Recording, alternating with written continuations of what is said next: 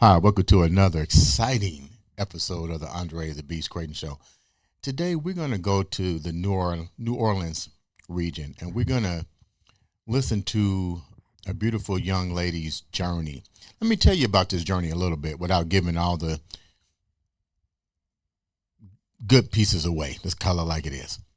But imagine what it must be like to have an autoimmune illness, lupus,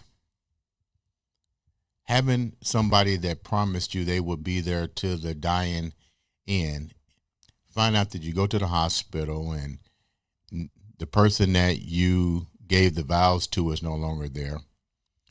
Your family and you are trying to stay together, so to speak, but they really don't resonate with you. And you're feeling like you're walking through this journey completely alone. I don't know much about lupus. I know a little bit about the autoimmune illnesses that people come up with. I've heard stories about lupus. But today, this young lady is going to share a very impactful journey that she underwent, how she came out of it, and more importantly, her journey in spreading awareness of such a illness, how she deals with every day getting up, what appears to be on the outside pain-free, that's hidden by a smile, has no, you can't imagine what it must be like to wake up and put this back on again and face the world. Welcome to the show, the beautiful Hi, thank you fashion for having model, me. the Thank you so beautiful much. fashion model, actress, all rolled into one, Lauren Spencer. Welcome to the show, Lauren. Thank you for having me. Hey, y'all. It's nice to be here. Lauren, before we get started on with your story, tell the viewers a little bit about you. So hi, I am a single mom. I have a 17-year-old son. I'm very proud. He's just got really accepted into LSU. Go Tigers. Um, I am 38 years old. I live in Louisiana. I've born and raised my whole life. I come from a big Italian family full of Italian immigrants. And when I was younger, I was in the movie and modeling industry. And when I had my son, I decided to give up that dream and raise my child and not miss anything. And now that he is going to college, I'm kind of getting back into the swing of things and starting my career back as an empty nester. So much fun. You mentioned your battle with lupus, and I can't imagine what that must be like. I'm pretty sure there's other things related to that you deal with. But when was you first diagnosed with it, and what was an average day like for you with this? And more importantly, how was you able to navigate? Because you said there were mornings every morning. You know, it takes you hours to get your day started, but it's even more impactful to me because to look at you, you don't even show Can signs tell. of anything. So what's that like to have lupus and the other illnesses that you're dealing with? Yes. So anytime you actually have lupus, there could be other autoimmunes tied to it, and typically there are other autoimmunes. So I have five. I have mixed connective tissue disorder, RA, lupus, SLE, which there are three different types. One affects just your skin, and one is drug induced. And if you're lucky enough to figure out what drugs are inducing it, that could be cured. And then there's SLE that attacks all of your organs, joints, tissues, bones, everything in your body. So, just to give you a little breakdown on that, I have that kind. It affects your kidneys mostly is some of the things that attacks your heart muscle, different things like that. But once the damage is done with lupus, it's done. There's no reversing it. So you try your best to suppress your immune system because it's your immune system attacking your body. Mm, So where other people will like to say, oh, just, drink some vitamin C, the airborne stuff, or hmm. boost your immune system and all that stuff. That's exactly what you don't want to do. And a lot of people don't realize that because that's going to make you sicker. It's going to attack your body. And unfortunately, it's just not very well known. A lot of people are getting diagnosed with it more and more today. There's a big need for rheumatology and the study of it. So I hope with my platform to bring a positive light to it and to create a support group for people and also, maybe research and hopefully one day there will be a cure. Currently, your heart capacity is at 60% versus Yes. 100%. Are there The how much? lowest safe percentage is actually 65. So I'm right under that lower percentage that it's safe. I have three leaky heart valves, three different ones. What I'm tachycardic sometimes, so my heart will race. It will jump up and have high heart rate. And there's nothing you can do about it. Nothing. You just have to deal with it. And a lot of people, with my career, I love my career. I'm blessed and I'm thankful that I get up every day and able to do it. It is hard. It is very challenging with lupus. However, I just refuse to lay down in bed and say I hurt all day long and do nothing. I don't want to. I don't want to do that. I don't want to let this run my life. And it's hard. And there are some people who are, every case is different and it affects different people in different ways. mhm. But I just choose as I can for as long as I can to get up and live my life and not let it, I don't even know how much life I have to live. Yes, typically lupus patients live a long life span, but I have a lot of problems now due to it. I'm in stage one kidney failure. I have three leaky heart valves. Um, the muscle in my heart is weak. So just things like that, people don't really realize the things internally because you can't see it. When somebody can't literally see a bruise or a broken bone, they can't really resonate with it. So I struggled a lot with family and friends going, well, but you're always out, you're always doing stuff. But when you get those bursts of energy, you try to do the most that you can Hmm. because you want to be productive and you have to use your time wisely when you have good days. And when you have bad days, you have to give yourself grace if you need to lay in bed and rest, because that's about the only thing that you can do to regenerate your cells is sleeping. Mm. But you don't want to sleep your life away because you're just going to miss out on everything. S- So s- it's definitely takes a lot of getting used to. And schedule. I love flexible schedules because that helps out a lot, mhm. managing everything and keeping things easier to manage on a daily basis. Medicines, stuff like that. Just one treatment. I actually love my treatment that I'm on, but one treatment alone without medical insurance is $28,000. One. Let's go back a little bit. That's a lot of money. But Mhm. let's go back. Yes. Not only are you dealing with lupus, but you still have to maintain a life. And unfortunately, during this, you would think when you go down the aisle with somebody and you say for better or worse, that people will live up to that. But let's go back even deeper. You come from an Italian um, family background, and what was the support system like for you? You said your dad wanted a boy. You wind up having a beautiful girl. What was that like for you growing up? And were you diagnosed with lupus at that same time that you were born? Did you know that you had that too? No. Okay. Typically, I'm very lucky to be diagnosed early. And how I got diagnosed is I had a mini stroke. I actually have had two now. Wow. So lupus, the only way to diagnose is there's 11 markers in your blood for the lupus disease, and it's a disappearing disease. What happened was, is I had the TIA, and all of the markers in my blood popped up on the test in the hospital. But by the time I did the 2 to 3 week follow up with a rheumatologist, all my markers were gone. And he's like, "Well, come back and see me when you're healthy. You cannot be prescribed they first put you on hydrochloroquine, which is Plaquenil. It's an anti-malarial, Hmm. and you cannot even get that medicine prescribed to you unless you have the markers in your blood for it. Okay. So you can't be clinically diagnosed. without it. So that was challenging. And usually, the disease is more active in, between 45 and your older years is when typically the typical diagnosis is. So I was blessed to get diagnosed earlier on. I had many miscarriages after my son. We didn't know why, but now we know that it was the lupus. So now it's treatable to be able to have more children.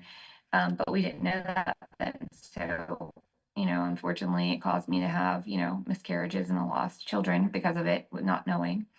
Um, just a bunch of challenges. But God has a plan. It's not mine, and sometimes we don't understand it. So I chose to stay positive and not give up, and just keep trying every day. And that's all you can do is you can either let it break you or make you. And I choose to find the positive in every situation and continue to live my life to the fullest and the best of my ability, because we only get one life. And I can be negative and just wallow in my consequences of my circumstances, or I can change the way I play the game and refuse to let it beat me. Okay. Um, yeah, I know. I see that. We're having a But I bad, know when I was younger. Lauren, we're having a bad connection on your end. You're freezing up. Can you hear us? Oh, You're freezing sorry up about that. like really bad. I can hear you fine. Yeah, but you're freezing up on our end. So you Hold on get, one second.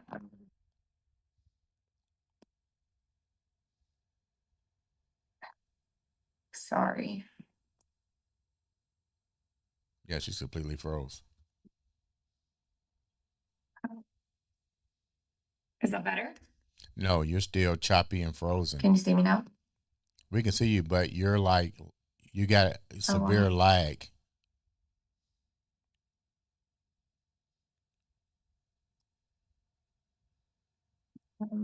Here with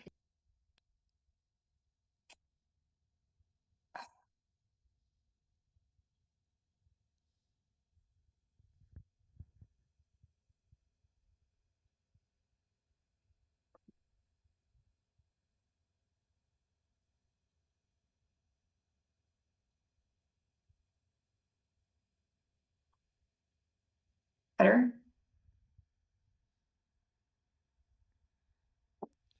You still Can you got, see me now? Hear yeah, me?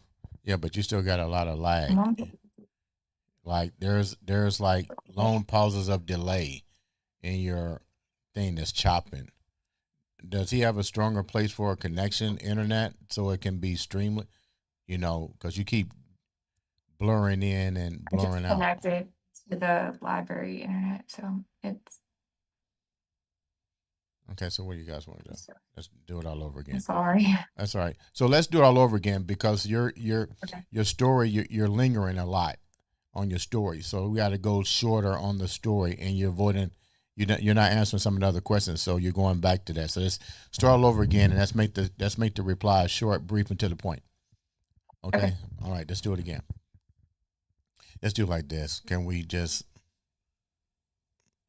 How can we do this? Let's just start all over again and start from the beginning. Okay. 1, 2, 3. Hi, welcome to another exciting episode of the Andre The Beast Crayton Show.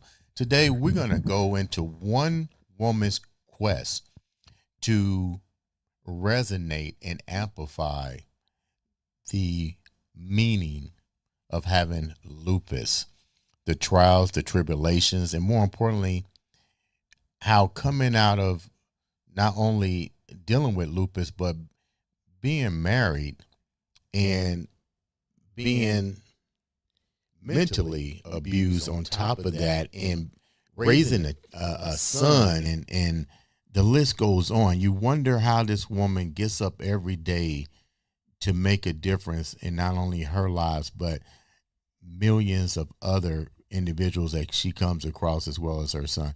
Welcome all the way from the New Orleans area, Lauren Spencer, to the show. How you doing, Lauren? Hello, how are you guys? Thank you so much for having me. I appreciate you having me on. We're doing great. Thank you so much. You share such a great, impactful journey during the pre-interview. But before we get started, tell the viewers a little bit about you. Hi, y'all. I'm Lauren. I'm 38 years old. I'm from Louisiana, born and raised. I have a wonderful 17-year-old son who just got early accepted into LSU. Go Tigers. Um, I have been in the modeling and movie industry early on when my son was younger. I did movies such as Hot Tub Time Machine 2, Expendables 2, in the campaign and did some, print modeling campaigns. But I decided to put my career on hold to raise my son. I didn't want to miss a minute of his upbringing. So now that he is off to college and I'm empty nesting, I decided to get back into my career, and I'm so excited to do so. And I'm hoping to use my platform for positivity because I have lupus, and I'm hoping to bring more education and insight to the disease, what it is, and to help others. Sounds like a winner. Let's go back a little bit and do a recap on some of the things that you shared with me that I thought was truly remarkable to where you started at and to where you are at now. You come from an Italian background. Your family came from Italy, if I'm not mistaken, to the New Yes. Orleans area. But everything wasn't always peaches and cream in your household growing up. What was that like for you growing up in your household? It was very challenging. My dad wanted a boy. I wasn't a boy. I'm very much a tomboy, though. I think that was a big part of playing my role as a tomboy and loving to do all things boy. I tell everybody all the time, don't let the makeup and the outfits fool you. I love to hunt, to fish, to do all things boy, sports, everything. Right. And I majority have a lot of guy friends because we get along very well. We love all the same things. So I kind of pretty much have that uh, dude's girl mentality. I love my upbringing. Also, was brought up in a firehouse. My grandfather was a fire chief. My uncle's chief now. My brother will probably be chief one day. So I love that I come from a fire legacy family as well. Very proud to be a public servant and serve others.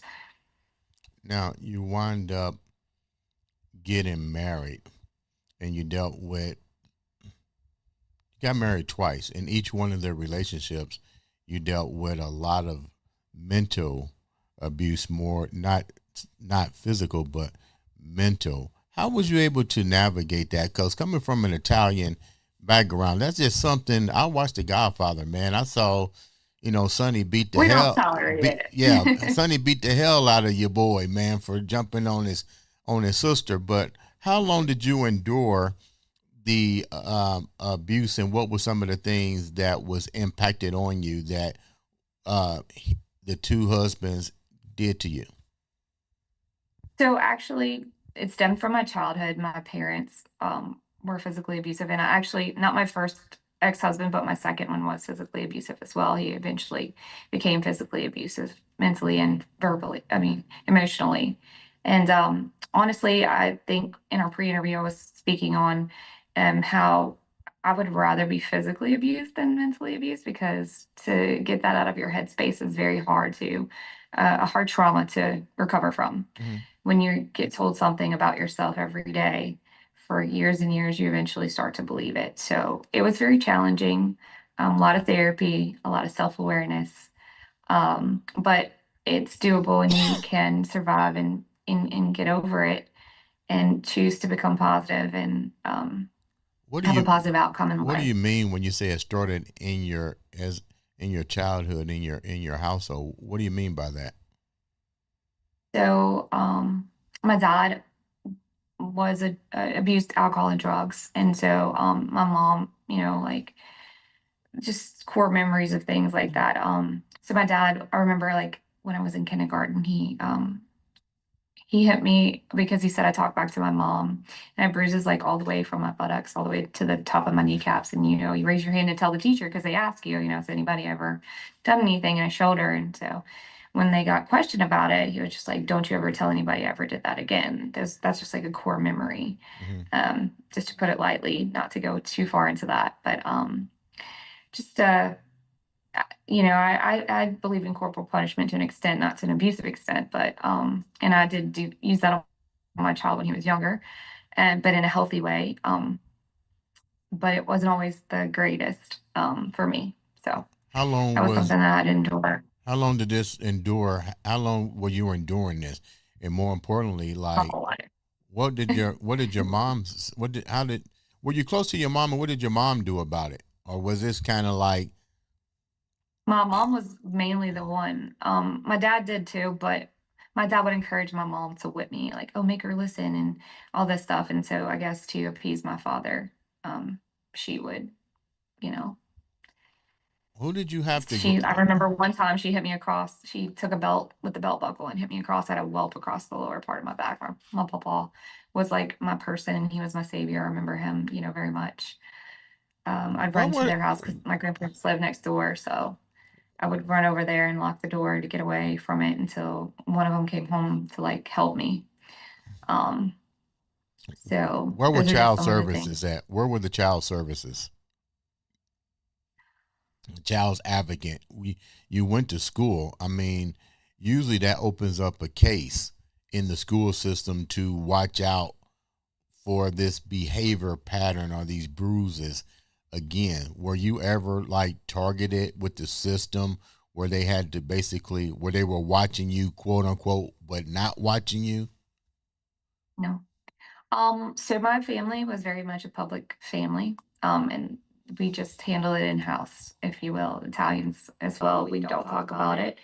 My papa literally was my savior. Like I said, he would leave the back door open, and I would run over there, and um, I would lock the door until he got home from work, and he would fuss at my mom or whatever and stuff like that. But or my her sister, my nanny would. But they didn't want things to be known, so it was swept under the rug. Why didn't your pawpaw intervene if he He knew did that this corporate? when he was there, but he wasn't always there. So it never ended. What was your next move? Because usually when this happens to individuals, they clearly want to grow up early, or they do adult things like get married, wind up getting pregnant. They do what it's called, what I Got may married. call survival. So you got married to escape it.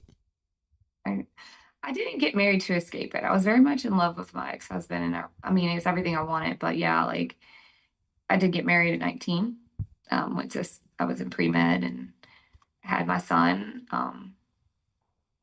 I was always an overachiever. I was in everything: dance, cheer, softball, hunt, fish, everything. I tried to excel at everything I did because I didn't realize at the time, but it was just a way to, I wanted my parents' love and affection and approval so much that I just tried to be good at everything I did. Mhm. And like you got to go to therapy to realize that. You gotta get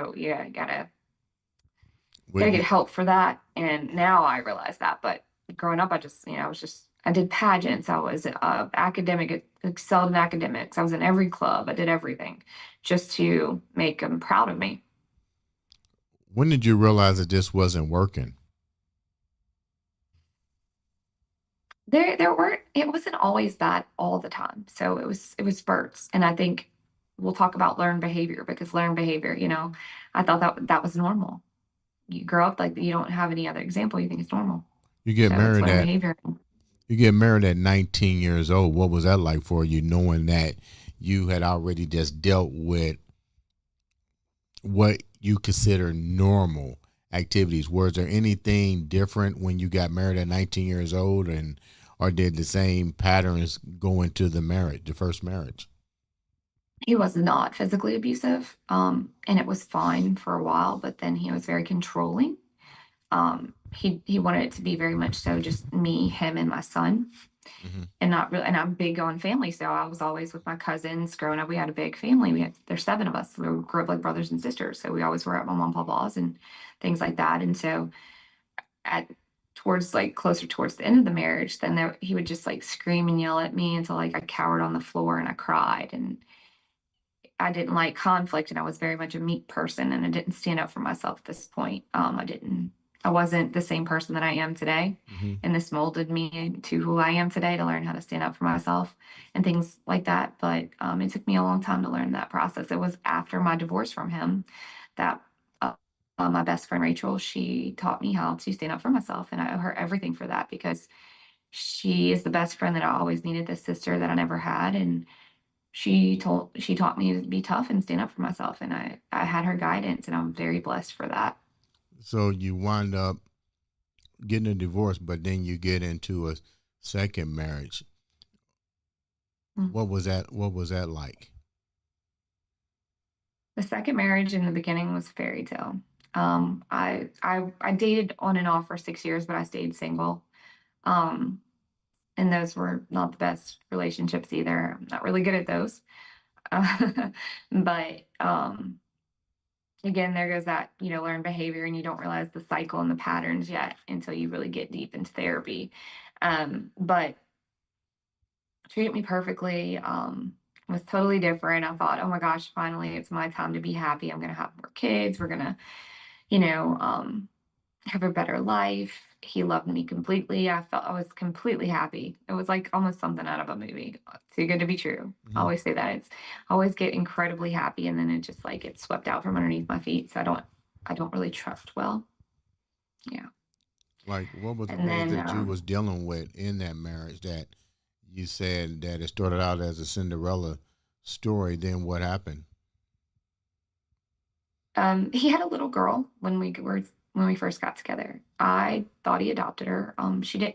He was half Asian, so the Asian gene is strong, and so I thought that he just adopted her. He wanted a kid, and I loved her. I've always wanted a little girl too. Kind of I guess to heal that little girl in me that I never had and nurture that. Guess, but so when we went to go get custody of the little girl, when we got became serious and engaged, her mom admitted in open court that she knew it was not his kid the whole time, and so we winded up making a decision that to just cut ties, and so that's when the behavior in him changed a lot. When you say behavior changed, physical, mental, verbal, what was happening to you? Yes, all of it. Really? I was noticing, yes, cheating. Um, we were going through IVF so that we could have a child of our own, and we lost twins. I ended up having emergency surgery and having the twins. Actually, I had ectopic pregnancy in my tubes, and they had to get cut out. And I remember being in the hospital room, and I asked him to help me to go to the restroom, and he started screaming at me and saying like it's my fault that I can't have kids for him and things like that. That's when it first started, and then I kept telling myself, I talked to him and communicated that you need to go to therapy, and like things about Blake are bothering you, and then he would say he would go, but he didn't, and then it just started getting worse and worse, and it escalated to the verbal to emotional to physical, holes in the wall, um, kicking me, dangling by my throat up against the wall, that kind of thing. How difficult? Most people would say, and I'm just saying, most people will always say this: why Mhm. didn't you just walk away? Well, at that point, we had found out I had lupus and I was sick. I So back didn't up a have minute. anywhere to Hold that go. thought. Hold that thought. So you guys find out that you was diagnosed with lupus, and he was still Oh, exhibiting these yes, behaviors towards you. Was he aware of what lupus is and the effect that it has on the body?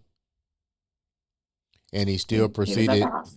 he still proceeded to act the way in which he acted, the physical, mental, verbal, all upon you. Yes, That's crazy.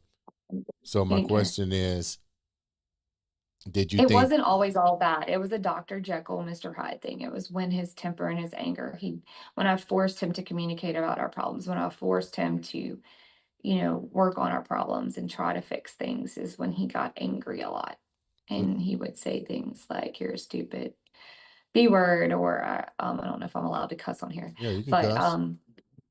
stupid bitch. When I caught him cheating on me. Oh, they look better than you. That's why they're cheating on me. He would tell me I was fat and ugly and just all the things. And meanwhile, I'm over here putting my poor little body through everything to have a child of his own for him because that was important to him.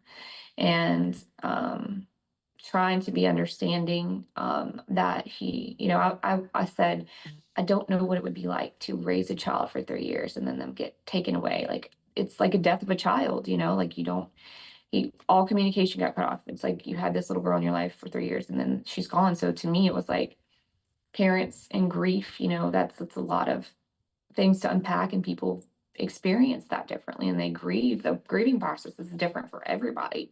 So that was one of the reasons I didn't want to just give up on him. And I don't like, I want someone to never give up on me, no matter how hard it is, because I feel like in this day and age, in this society we live in, people don't truly know what it is to not give up on someone. You can love somebody.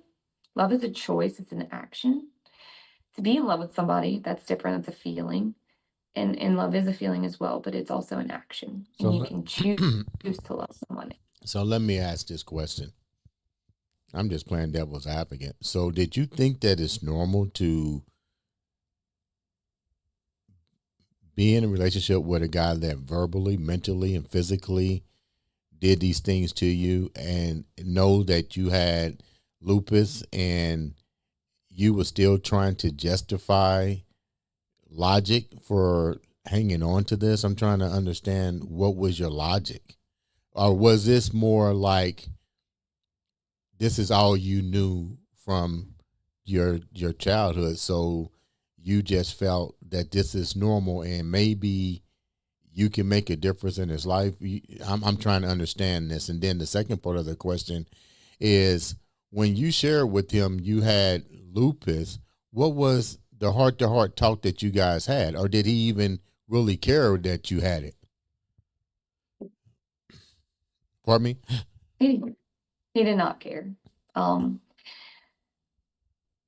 a lot of my lupus, and the things that I've been through with that have been downplayed a lot, mainly by more friends and family than anybody. And it's really sad because, like I said, like people can't see your illness. They can't see your pain. Like I'm in pain today. Today it's raining and I'm hurting all over, but I'm here.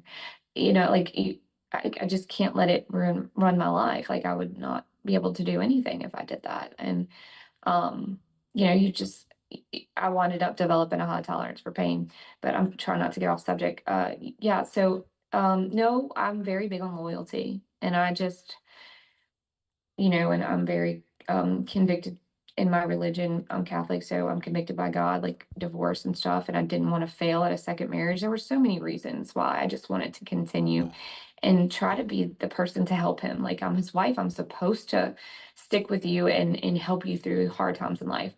I didn't put up with it. I addressed it every time, and I said I was not putting up with it. There's a difference. Like I don't just sit there and let him do it and don't say anything or whatever. I didn't ask for the abuse, but at the same time, um, I feel When like does it's, it when did it become, when did the blinders come off? I mean, we hear this with women all the time, and I get it. You value your religion, stay in the relationship, but any religion that tells me, if I'm a female or a man, because men get abused too, that I got to sit there and deal with this abuse, and I've already dealt with it in my childhood. I'm dealing with it in this, to the point that now I have a disease that can kill me, because when you start weakening the heart muscles and you become subject to other illnesses and stuff, and this guy is clearly, or this individual is clearly showing you no value, when does religion get thrown out the door versus,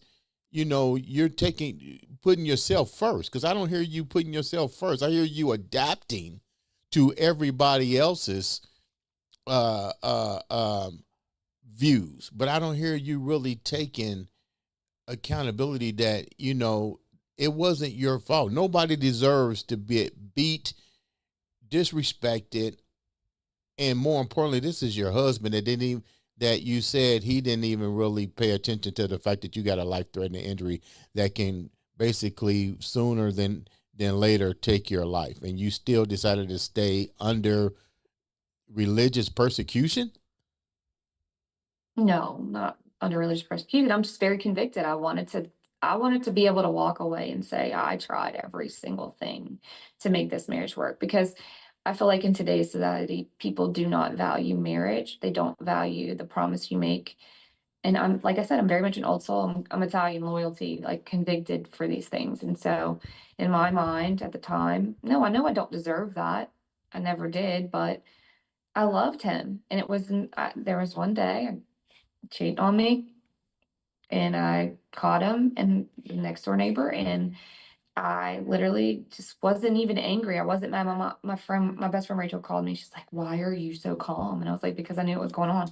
It doesn't surprise me anymore." And like at that moment, I just literally just felt peace and come over my body, and I was just like, "There's nothing left to fight for." Like I did everything. I fought for it, and now it's just gone. Like there's nothing left. So just let it go. Like, and I wasn't in the best mental state. When you're going through abuse, you're not in the best mind frame. So, it's a lot of factors that play into that a lot of people don't understand once you're in those situations. I'm not making an excuse for it. I chose to stay and work things out. I wanted to say that I gave it my all and I did. And he just didn't appreciate any of it. What was his So reaction when he you doesn't had? deserve me. We know his reaction with the pregnancy, but what was his reaction with the lupus? Now you've been diagnosed with lupus. You got to now do your research. You got to try to deal with the abuse in your household, the the whole idea that your life is really about to change because you've been diagnosed with this. What was his response when you said I got lupus? Well, he had to come home. He was in the military, so he had to come home from his annual training in the middle of it because I had the stroke. And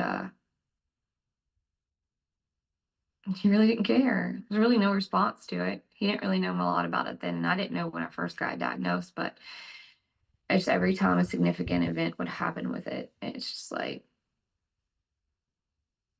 it's not that bad. You're not dying. Like people would just think that I was being over exaggerating about things, and it's really not over exaggerating. What was a moment But that the lupus really took a turn for the worse in your life? Because you're dealing with something. Anytime you deal with something that affects the heart, that's a major factor. And don't rule out the fact that you had several strokes along this journey, which is even more so messing with your brain, messing with your yeah, heart. What was there ever a moment that the lupus really took you on a life and death battle, and was he there beside you? And if not, who was, and what was that like for you if he was or wasn't there? actually, I was working at a hospital, and I was leaving to get some medicine and go home and finish a 16-hour shift. Uh, and one of the nurse practitioners saw me and I was like walking crooked. Like my body was veering, but I felt like I was walking normal. He's like, "Where are you going?" And I'm like, "I'm headed home. I'm tired. It's been a long day. I'm not feeling the best." He's like, "No, you're not. You're going to the ER." And I was like, "What are Mm-hmm. you talking about?" He thought I was having a stroke again. And I wound up having what's called brain vasculitis. Mm-hmm. So that's where your brain swells. The lupus was attacking my brain. And at the time, my insurance was giving me problems for pre-authorization for that very expensive treatment that I get. And so, which was the hospital's stuff. And I wound up being in the hospital for a whole week. They gave me steroids, which steroids are the only thing that helps with the inflammation. However, it's a lot of damage to your kidneys, your heart. That's a big thing. Like, they gave me bags of steroids. Nothing was making it go down. And I remember him fussing because I asked him to bring me Chick-fil-A and come visit me. And he would just say, "I gotta go home. I gotta go with the dogs," which that was not why I was going home. It was just an excuse. But yeah, very much a fight. I was in the hospital by myself. Didn't have hardly any visitors. I think my mom and my grandma came once. But I was very much alone that whole time. It was my ex-husband was did not bring my son to see me. Um, it was that was like a very lonely and significant turn in my lupus. Like I was scared that I was gonna die. You mentioned your son, And and you're then you're very close to your son. Congratulations on your son going to LSU. This is the first time you will hear me rep LSU. The thank you. Go first, Tigers. yeah, the first time you hear me rep LSU. But congratulations Yeah. for your 17-year-old getting accepted into pre med at LSU. With that said, how was your son dealing with all this? Did he see and hear and witness the abuse that Some his of it, mom was not going through? much. Yeah, I tried very hard to shelter him from that. And it wasn't consistent abuse daily. There were times when he was nice and there were times when he wasn't nice. And sometimes I had to shield him from the abuse as well because he would try to step in there and discipline him. And I'm like, if you can't control your anger, you're not disciplining my child. He was never allowed to put his hands on my child, one, because he couldn't control his anger. And if I felt that his punishment was warranted and CJ was being disrespectful, I would back him up. But if it wasn't, just because he was in a bad mood and he wanted somebody to pull rank on or something, I didn't let that happen. I'm very much very protective over my child, and I would never let anybody, you know, do anything like that to them. So yeah, I got to the point with that at the very end, and so You're laying in the hospital, and now sooner or later, you got to realize this shit ain't working. This shit ain't working. When was mhm. the epiphany moment of going through all this that you was like, I have to start taking accountability for the shit that's going on. You're dealing with something that's very serious that can take your life at any given moment. You had to go to a moment where you're laying in the hospital asking yourself, what happened to the guy that you married, for better or for worse? You can't get no worser than what you're going through. Does the light finally go off in your head? Mhm. Yeah, What was that I like? knew it was happening. Um, Honestly, it was depressing. I was very sad and upset at that point in time. Also with the lupus, you struggle with mental um depression a lot, because of all the things you're going through, and you might not have a good support system. And it's hard. It gets hard, but First, let me you know, say, I know this is difficult for you to come on and share your story. I know your mission. I know your mission is to advocate for lupus, is advocating for domestic violence, is about advocating for mental health. A lot of great things. And my hat's off to her. I know it's difficult to share this story, but I want the viewers to resonate, and you're definitely doing that. And we can say all day long what we should have done. We can say that sure. all day long. Going back, yeah, absolutely. Where I am now, I've come a long way. And I've had to grow and come up with a lot of things in this year because even in the divorce, he was very narcissistic and he locked us out of our house, threw away a bunch of our clothes. There was a lot of things that we went through even this past year dealing with that. And I've had to overcome. I've had to figure out a lot of things in a short amount of time. And You lost your best friend, your confidant, and your pawpaw. What kind of support group do you have now moving forward? Because lupus is something you don't get over. It's no, it eventually does its job. You have to yeah, really take every day, like I tell people, you treat every day like it's your last, and truly. you're definitely doing it. But you lost one of your greatest support allies, which was your pawpaw. What was that like, and what was he like to you? That man, I'm sorry, I get emotional talking about him. But he's the man in my life that's hung the stars and the moon, the one man I can always depend on. So it was really hard to lose him. And it's hard. It's been very hard. I lost him when I was 23 to cancer. And I try really hard to, he was a great, great role model and parent in my life because he was very much like my dad. He raised me. And he would sit there and say, okay, let's assess the situation. What did you do wrong? What could we do better? And I tried really, when I missed him a lot, I would just dig deep to those moments. You know, um, to where I can hear him saying, I would sit on the back porch with him. He would always make me make him a pot of coffee and I'd bring him his coffee and we'd just sit down and figure things out. Maybe not always be able to help me monetarily or whatever, but he was always there. And I try to do that for my son too. I value that as a Mhm. parent. I think that's a great thing that you can do for your children. What are some of And the What are some of the things that you had to because you, manage this illness that's filled with pain? You share yeah, with me what it's like to get up. I can only imagine. Seriously, I can only imagine, and I'm pretty sure the viewers is the same. But how did you manage to navigate a never ending illness to still be able to try to keep as much of your life intact? Because it with each episode it afflicts and begins to destroy vital parts of your body. But how do you navigate? Tell me what's a day like for you, getting up and moving? Because like you said, people see this, and I'm not saying it's a facade. It's your way of dealing with pain, because nobody nobody can resonate what you got because they don't have it. But what's it right. like for you?